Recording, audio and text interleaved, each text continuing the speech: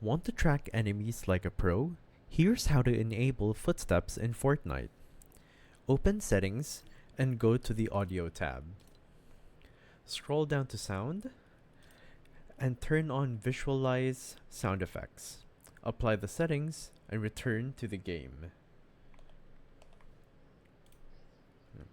Footsteps appear as white circles, pointing toward enemy movement. Gunfire and chest locations also show up. These are super helpful. Use it in build fights to track enemies through walls. It's also great for low audio situations or playing without a headset. And that's it. Turn it on and start tracking enemies like a champ. Drop a like if this helped and subscribe for more Fortnite tips. See you in the next battle, everybody.